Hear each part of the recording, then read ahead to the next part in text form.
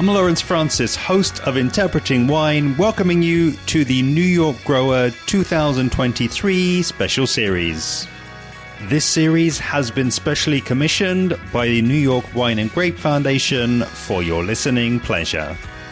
Across these episodes recorded in February and March 2023, we'll be exploring the modern New York scene in the company of 6 growers. The series will also feature a deep dive into the New York Wine and Grape Foundation's Sustainable Vineyard certification. Absolutely reflecting the most up-to-date realities of grape growing in the region.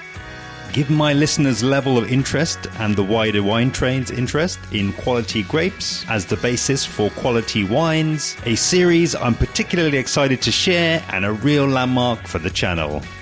Subscribe to be alerted when new series episodes go live. We kick things off today in the company of Sam Filler and Justin Jackson of the New York Wine and Grape Foundation. Firstly, Executive Director Sam Filler sets the scene, outlining the long-standing sustainability credentials that New York wine grape growers can proudly lay claim to. This genuinely is music to my ears, given its focus on the growers and ultimately making their local industry more equitable for them and therefore more sustainable. Sam also sharing a personal example of the often unseen impacts of chemical interventions within the vineyard on biodiversity.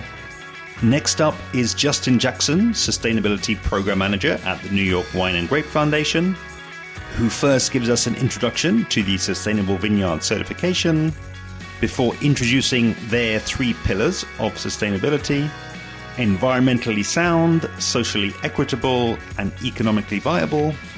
Moving on to the importance of the Sustainable Vineyard certification trust mark, giving us an update on the current certification cycle, discussing the 9 objectives of the Vine Balance Workbook, talks interconnected sustainability best practice, their Sustainable Wine Roundtable membership, and looks ahead for the first program certifications in 2023.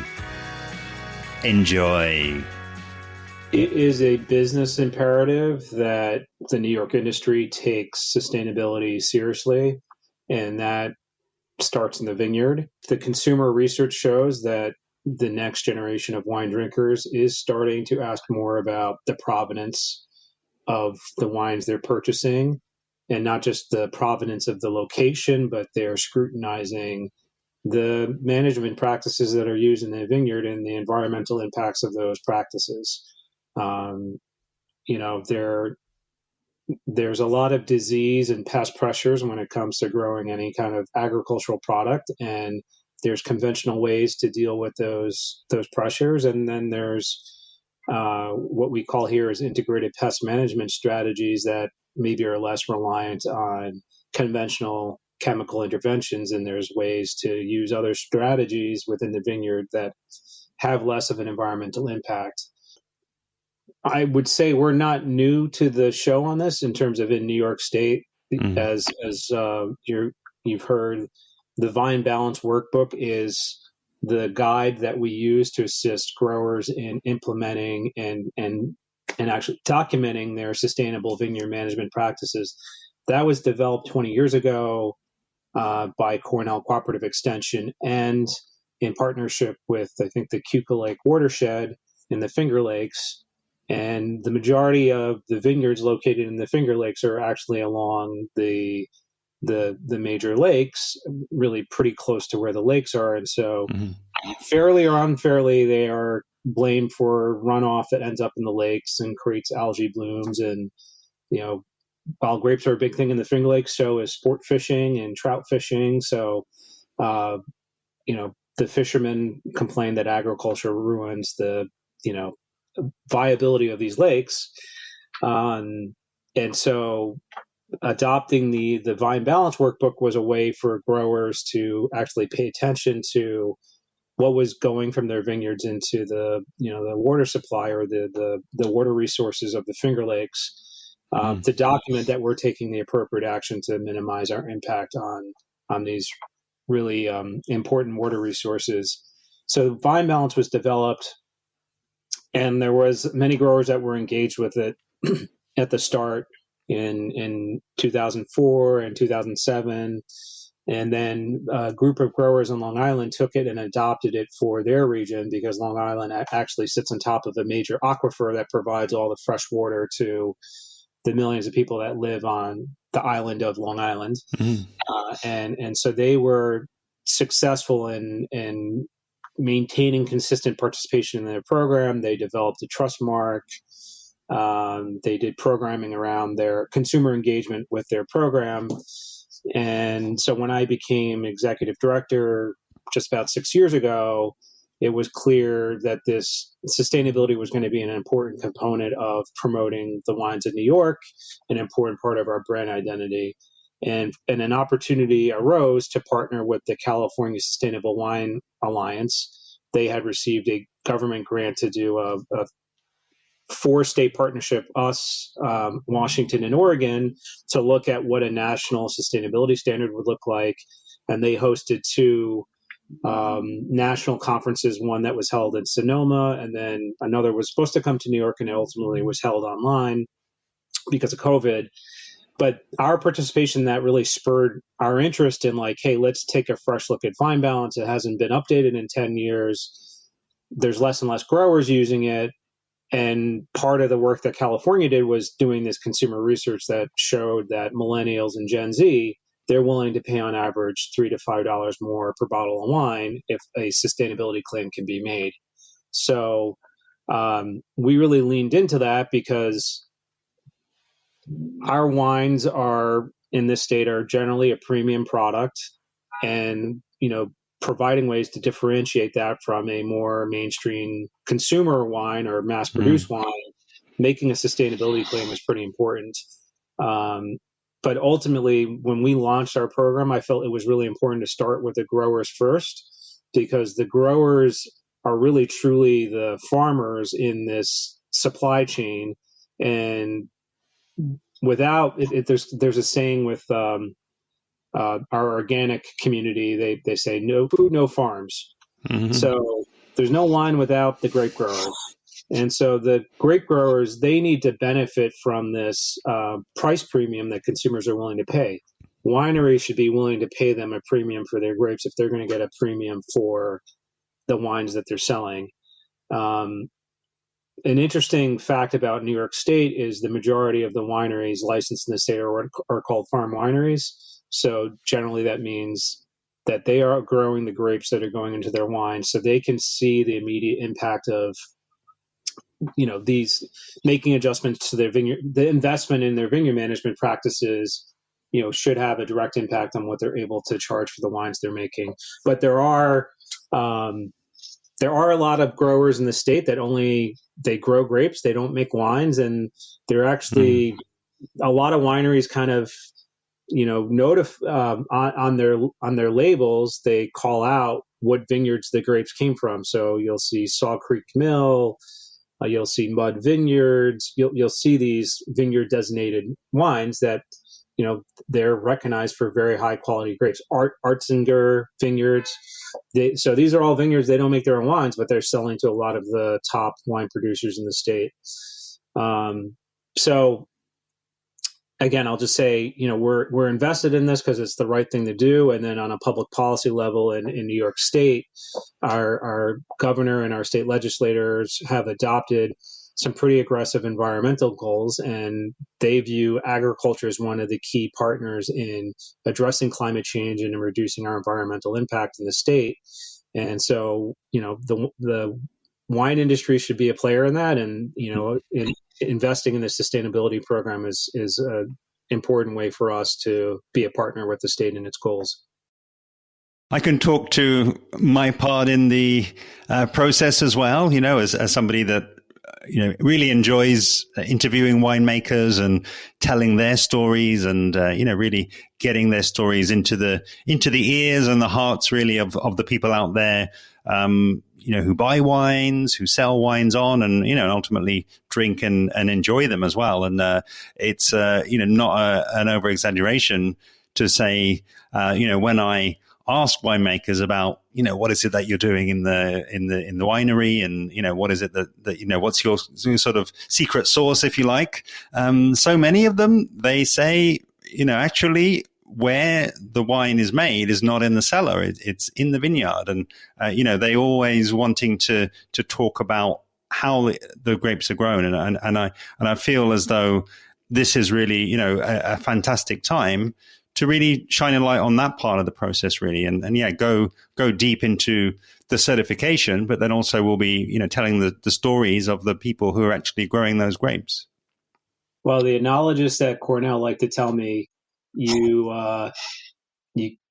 can't make great wines with bad grapes, but you can make bad wine with great grapes. So you do need to start with a high quality grape to make a good wine. Then the winemaker needs to be trained really well to take advantage of those positive qualities of great grapes. I'm sure there's some modesty in there as well, but it's unbelievable, and it's a trend I've noticed in Australia, in the US, in California, all over. I think there's just that more and more focus there, and I think it also speaks to the consumer as well. I don't see. As you mentioned there, I don't see the sort of interest in food, in provenance, in what has been sprayed on food and how it's been prepared. I don't see that slowing down. I actually see things like social media, giving us a window really into how our food got to be on our table, and it just feels as though there's more and more appetite for that knowledge and exploration, and not less. I just wanted to share a story that was personally meaningful to me and shaped my thinking. And it happened when I went to Sonoma for the national summit that the California Association hosted. And we visited a winery, and they had their own vineyard, and they had been growing grapes for 30 years. And the first 15 years they had been using conventional practices. Mm-hmm. And they noticed that a lot of the biodiversity in the vineyard in the area disappeared, and they were finally able to relate that to the chemicals they were using to manage pests and disease in the vineyard.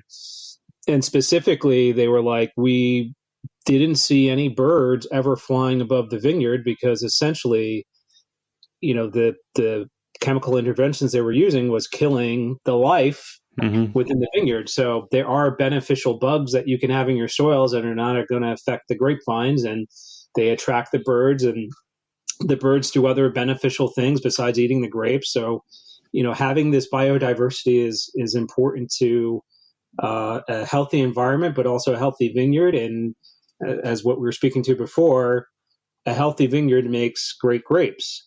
And they transitioned to sustainable practices in the late 90s. And we were sitting there and there was hawks flying above, all kinds of birds. And then they dug up the soil a bit and showed us all the, biodiversity life in the soil. And, they had done other things on the property to make it a more holistic and welcoming environment for biodiversity. And that just really, hit me. Not that I have a particular, we should ban all chemicals, but it was just very evident that it's beneficial to mind our environments, keep it healthy, because it's good for life and it's good for better wines. Yeah, totally. And somebody who's, way more, sustainable and ecologically inclined than me. I remember him once telling me that you build an ecosystem from the ground up. And, I guess the reverse happens as well. That's I guess an ecosystem kind of that's doomed really if it's sort of lowest common denominator, as you say, those bugs, those small living beings in the soil. If they're not there, then where is the future? And I think a great note to end on, and a great story to kind of link to the next part of the podcast.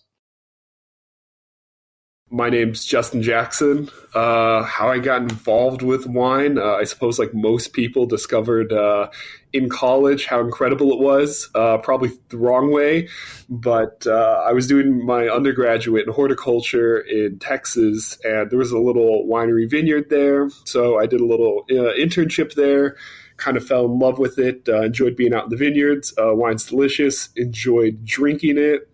So I wanted to get into the field, but I wanted to do something where, I wasn't necessarily working on the winery side, but more the vineyard side. And I wanted to be able to help growers, do a better job, give them the support they need, and also get paid more for their grapes, because I feel like a lot of times all the glory goes to the winery, all the money goes to the winery, and kind of the grape growers get overlooked. So I went up to New York to do my graduate degree at Cornell. And then, I kind of just stayed here in New York, fell in love with the area. It's gorgeous. The wines are delicious. And the farmers are doing great work here. And any bit I can do to help them out, I'm excited to do that.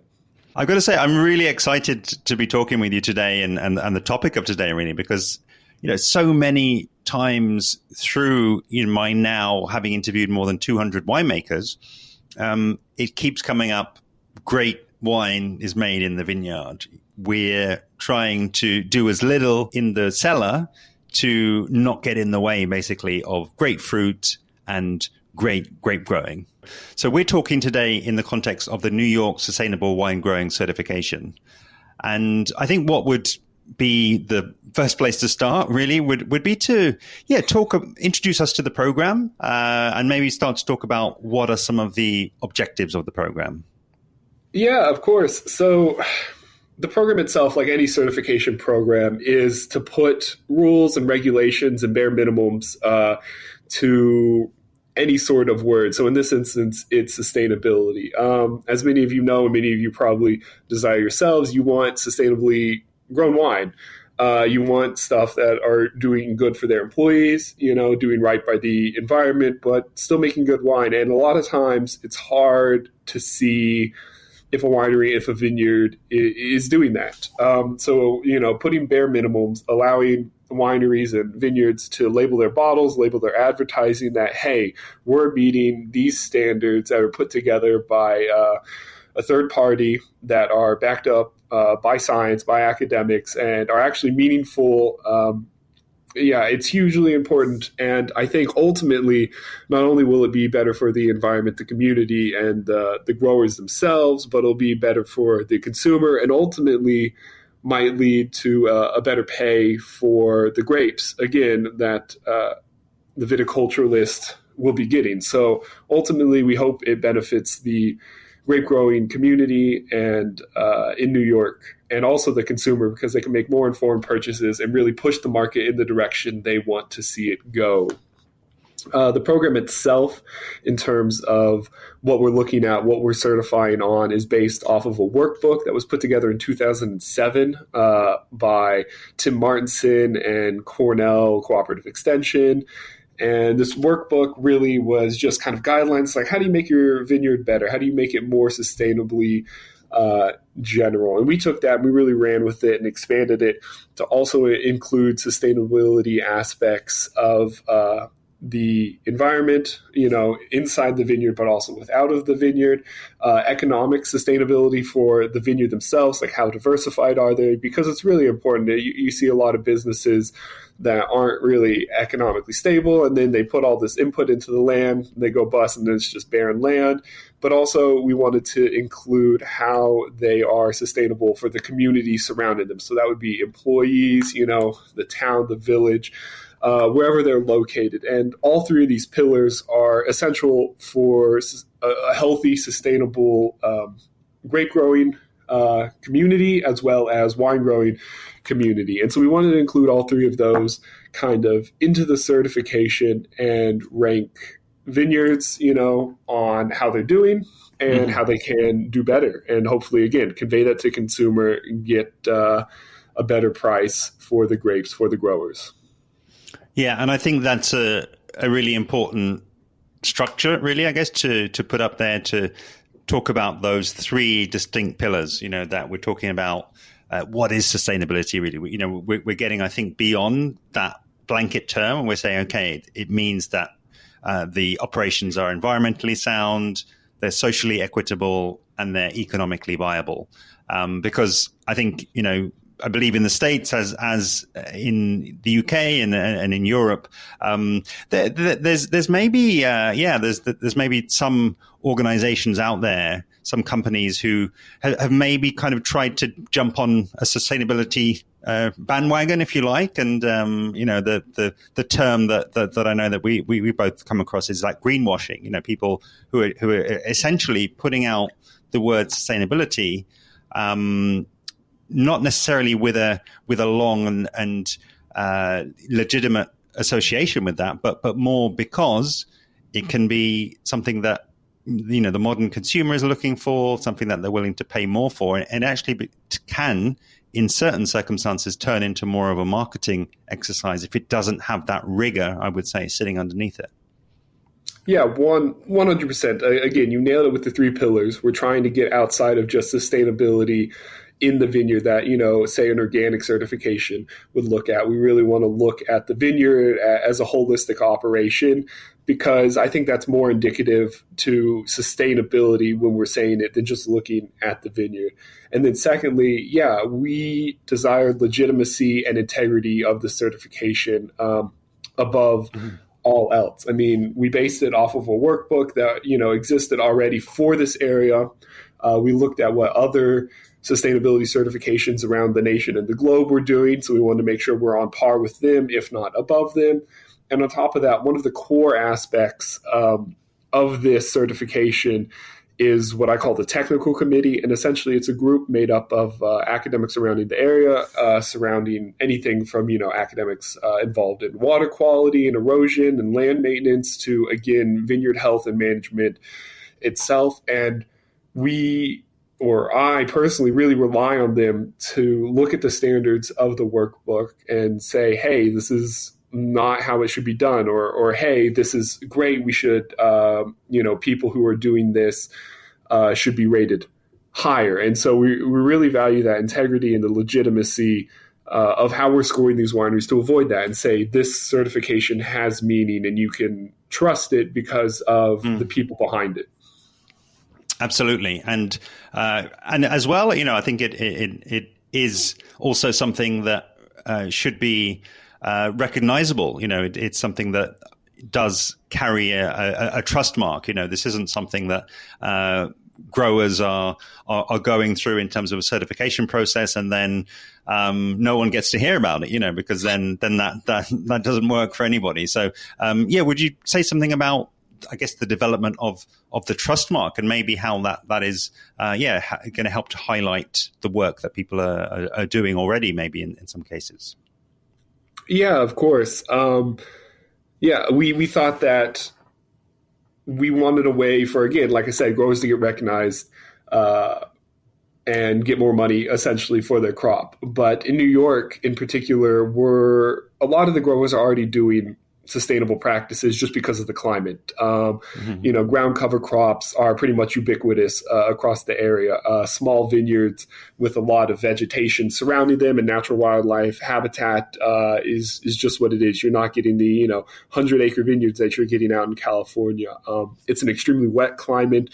So again, water usage and irrigation is pretty rare, maybe on some occasions. And for the most part in New York, soils are rather deep and high in organic matter. So you're not getting a lot of nitrogen use or other fertilizer use that could, again, run off and ruin riverways and waterways in the surrounding area. So getting a certification out there to recognize the people that are already doing good and, again, kind of maybe nudge the people that are on the cusp of being sustainable to nudge them over the edge is really what we're looking at.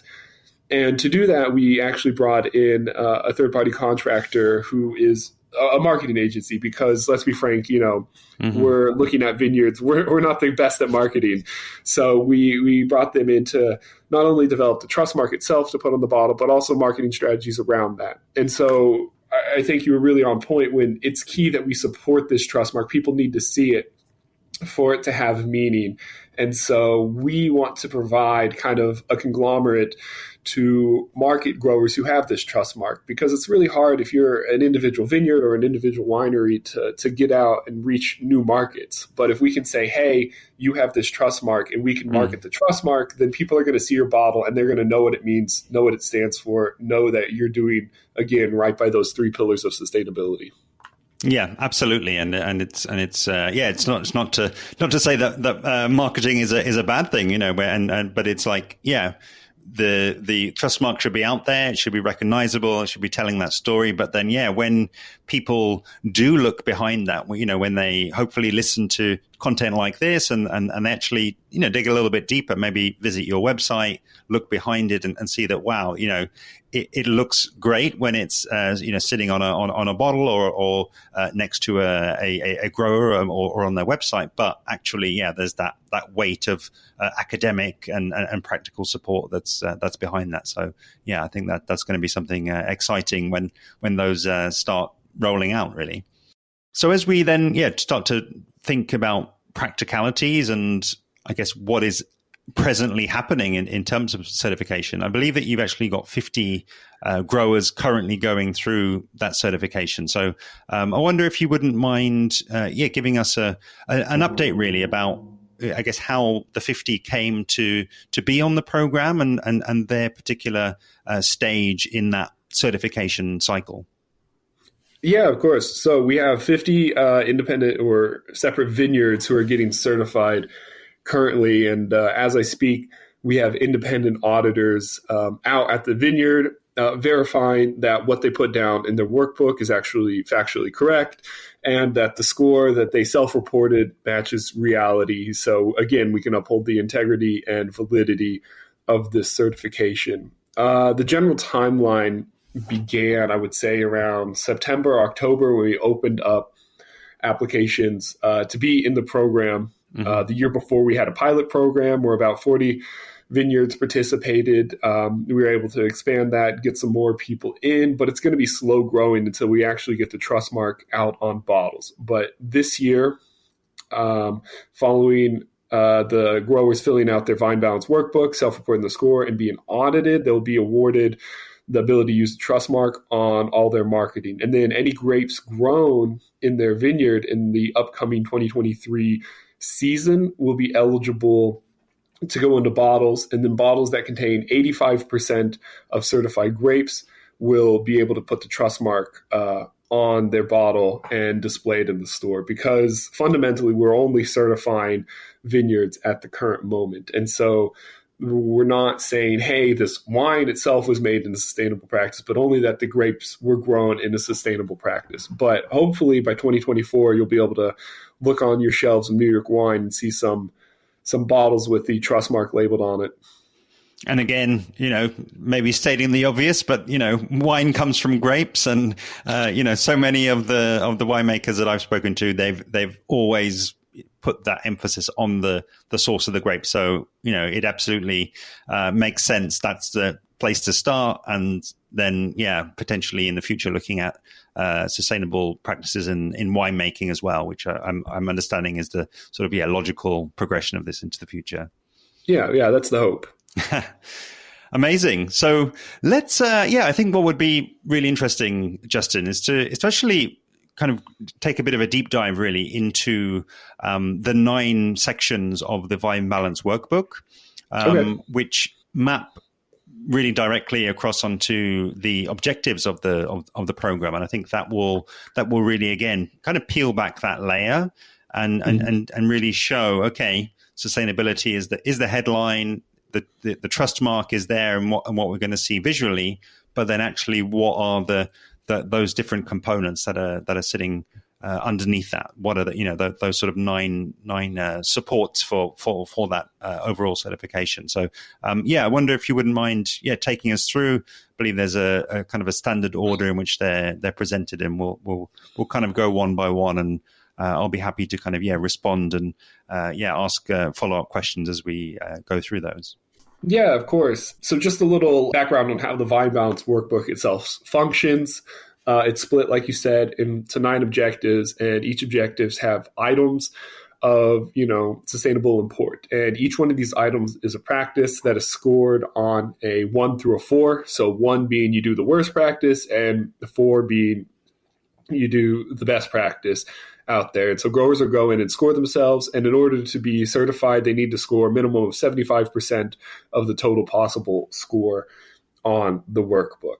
The 9 objectives themselves would be input reduction, soil health, water protection, energy conservation, resource and waste, ecosystem health, continuous improvement, and social equity. And I think all those are pretty self-explanatory, but we'll start with input reduction, which really is what you would consider when you consider vineyard management. It is what you're bringing in from off of the farm and applying, whether it be pesticides, whether it be fertilizer, whether it even be new plants.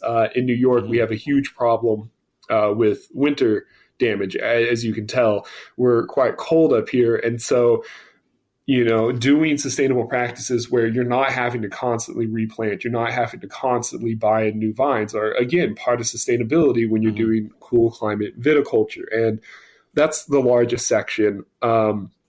Because it really is hugely important. It has the biggest impact, I would say, on the environment. And again, the surrounding environment on stuff we don't even quantify in the workbook, which is just a general transportation of all these materials that are going to be needed. Following that, we have soil health. And soil health, pretty self-explanatory. Up here, it's kind of an easy pass for a lot of vineyards because we do naturally just have great high organic matter. We're not having to, put a lot of work into that. On top of that, everyone is pretty much using cover crops, which is great. So it really cuts down on erosion. It really cuts down on any sort of leaching of any nutrients. And so we do a great job on soil health, but there's always other ways we can work, outside of the vineyard itself, especially around roadways, moving through the vineyard and the winery. We really have to be careful and watch those as well, which is something we address. And again, something that a lot of times is overlooked when certifications only look at viticultural practices and not the practices of the whole of the vineyard. Mm-hmm.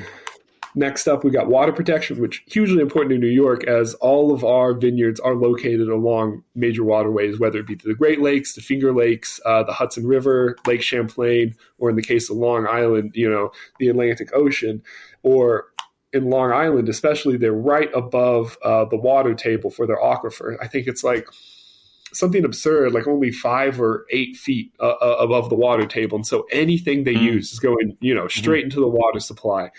And, so protecting these natural, beautiful waterways we have, again, by not putting down nitrogen, which really isn't a problem because we already have excess vigor here in New York, but also pesticide applications, erosions, anything going down. Mm-hmm. We want to look at that and make sure they're doing the best they can, even when it comes to planting your vineyards, instead of going with the slopes, going counter to the slopes to cut down on erosion and cut down on runoff. It is really important to look at these things. Mm-hmm. Next up is energy conservation, which pretty self-explanatory. It's going to be your tractor passes. How many times are you driving your tractor? Do you have perhaps alternate energy that you use in your vineyard? Perhaps you're using like alternative fuels, just anything like that to cut down on general greenhouse gas emission and energy input into the vineyard. And again, these sections are not all the same length. So energy input, for instance, is only like 12 scores because for the most part, the important parts about vineyard sustainability aren't going to be driving the tractor. That's going to have such a minute impact to all the other practices you can do on the overall health of your vineyard and the community around it and the environment, that we decided that this thing needs to be weighted a lot less. Because if we weighted this the same, and you score really well on this, but are putting out a ton of pesticides, can we really call you sustainable? We really can't. Next up, we have natural resource conservation and waste management. And this is one that a lot of people don't seem to think about. But in New York especially, you have to put out some pesticides. We're such a wet climate that you have to put out some fungicides regardless of what you do. And it's important that we understand that and manage how we put them out. And so this section really looks at how do we store our chemicals, how do we store our fertilizers, and how do we build, for instance, our mixing loading stations. And so these are, where people put in the water and put in the chemicals for their sprayer. What happens if there's spills? Do you have an impermeable pad so this doesn't, again, leach out into our waterways, doesn't leach out, into the soils?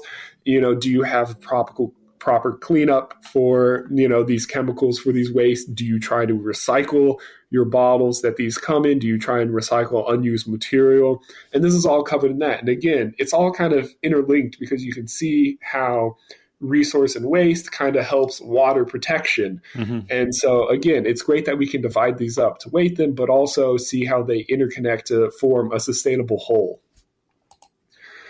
Next up, we have ecosystem health, which seems pretty, haven't we already covered that? It's kind of all intertwined, but we really wanted to focus on how are we preserving natural environments in and around vineyards, natural flora, natural fauna. And again, in New York, like I mentioned before, this is already something we're doing. We have small vineyards, and a lot of these vineyards are either subdivided, within themselves by woodlands, by hedgerows, by natural streams and creeks.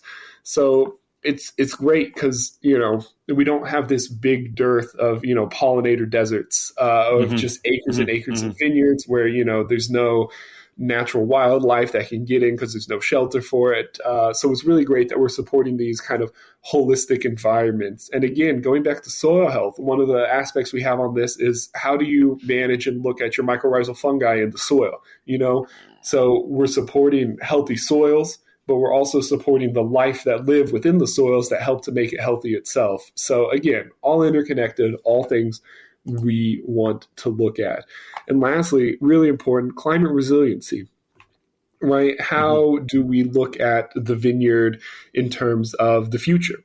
Vineyard can't be sustainable if all the varieties you've planted are not going to be able to grow there in 10 years because the climate's changed. How have you planned for that economically as a vineyard for the climate to change? I think in New York, you would think, hey, great, it's warming up, you can grow more. But what's really happening is we're getting warmer periods and sharper cold drops, right? And how grape physiology works is that they are more cold hardy if it gets colder gradually. But if it gets, cold very quickly, you're going to have freeze damage, and then you're going to lose, half your vineyard. And so the fact that it's getting warmer is actually worse for the grapes overall because they're more susceptible to cold damage. And so again, vineyards have to be ready. They have to be prepared for this, and they have to know how they're going to respond to that. Otherwise, again, they're going to go out of business. It's going to hurt their business, themselves, their family, but also the community around them. So we can't say they're sustainable. Moving outside of, I guess, what you would call the vineyard itself, we have continuous improvement. And this is how do growers improve themselves and their community. And this could be through educational meetings, grower meetings, organizing, grower meetings amongst themselves or like town halls. Do they subscribe to certain publications as a whole to benefit themselves? And also, are they making plans that they can change in the future? Are they implementing actionable plans and writing up plans how they can benefit in the future? Or are they just taking it year by year? We want to make sure that, again, they're planning for their future, they're educating themselves, and they're really looking at sustainability moving forward. And lastly, and I think something that oftentimes gets overlooked in sustainability programs is social equity, because it's hugely important. You can't be sustainable if you can't build a community around your vineyard. You have to pay your workers well. You have to give them time off. You have to make sure that they're safe. You have to make sure that you're storing your hazardous material properly and that it's being labeled properly.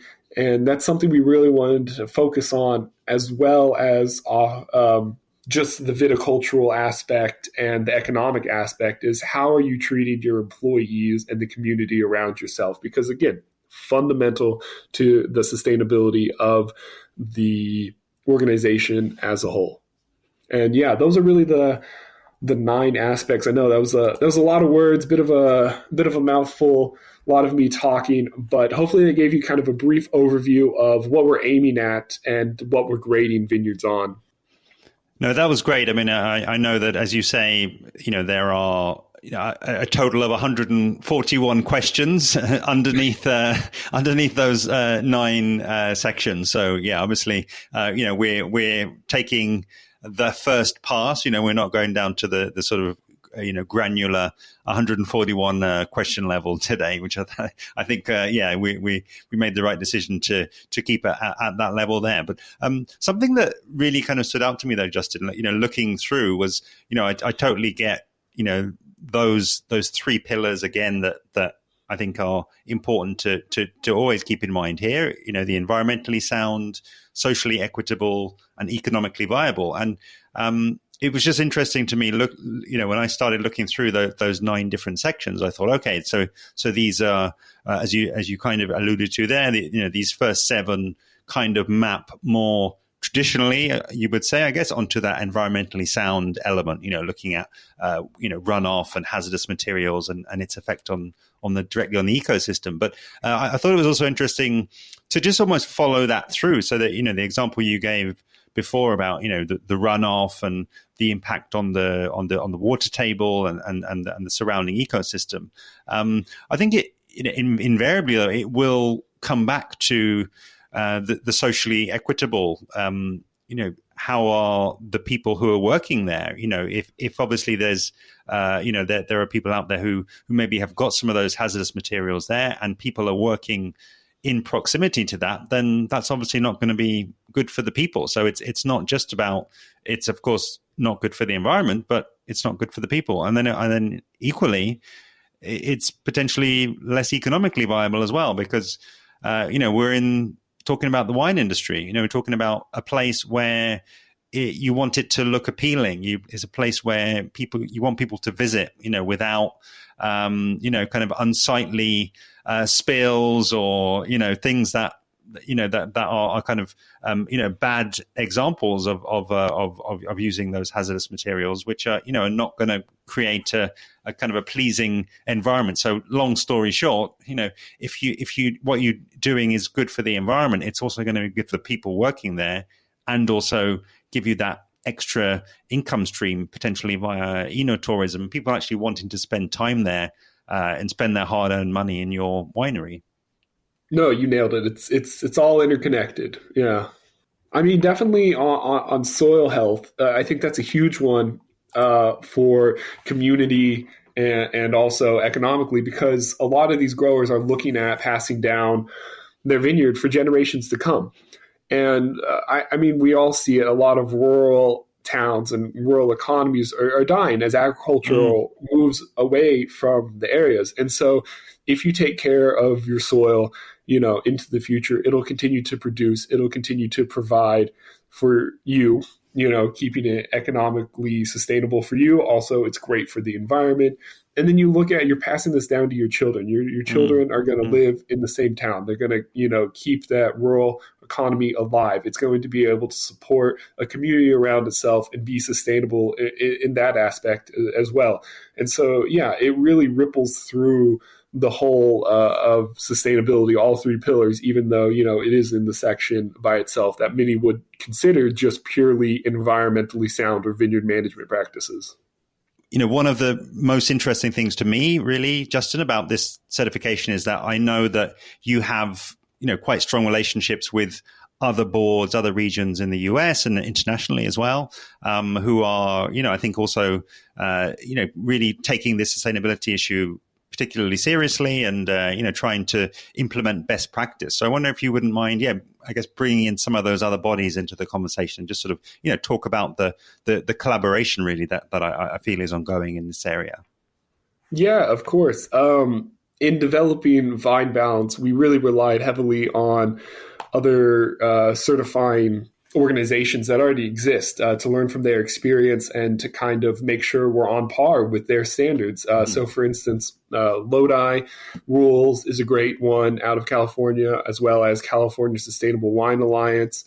And Long Island has a small sustainability certification as well that we really worked with and took a lot of information from, because they're more closer to our cool climate than the other California certifications are. But it's really great because the more certifications out there focused on particular regions and their distinct growing styles not only benefits the growers, because it's not one size fits all, but it's tailored to them and their particular experiences in their particular regions.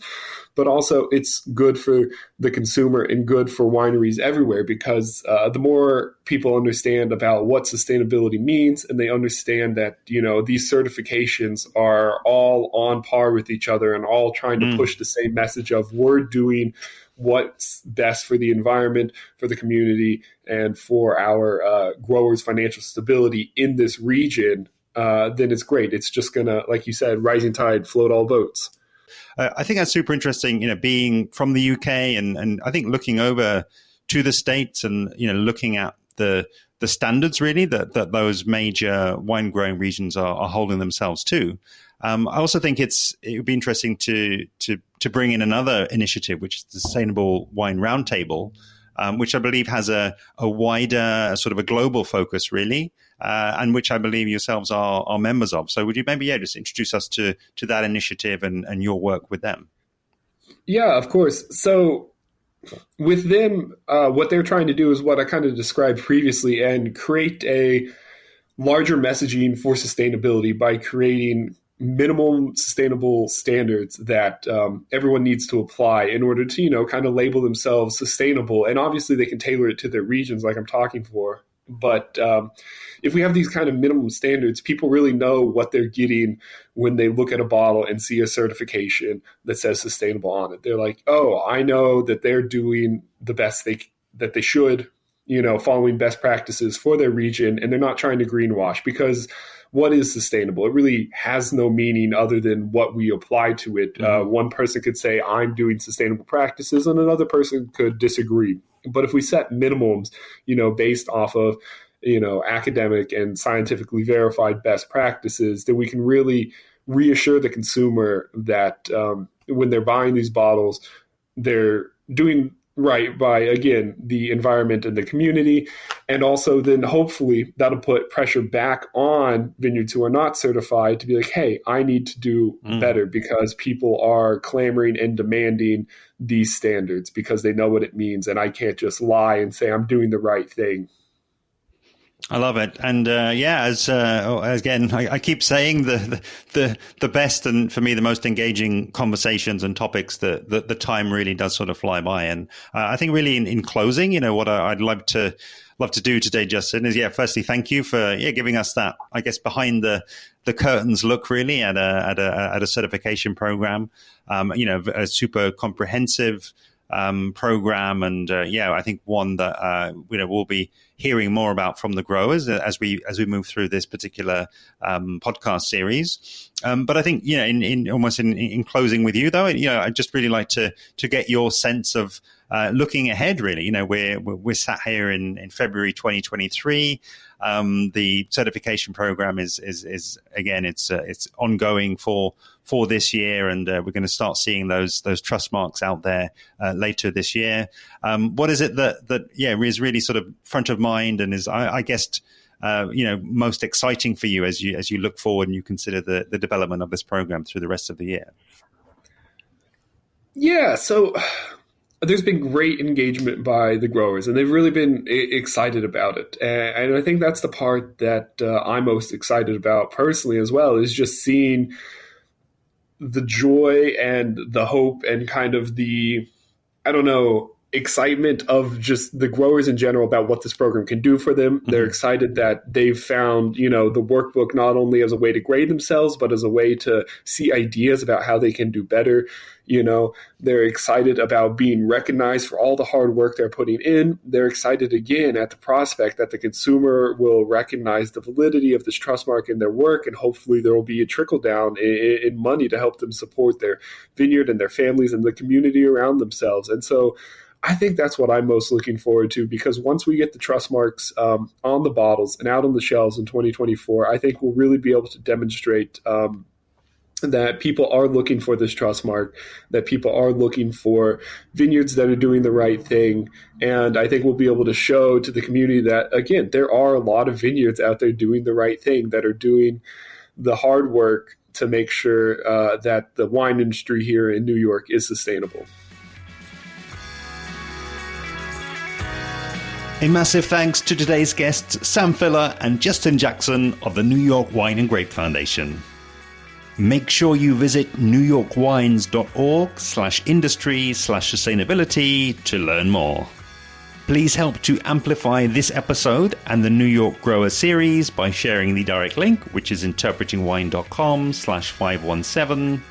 You can also find links to all 7 series episodes in the description below. Next time on the Interpreting Wine New York Grower 2023 series, we'll be shifting gears and heading out into the vineyards of the Finger Lakes. Make sure you're subscribed to be alerted when the episode goes live. See you then.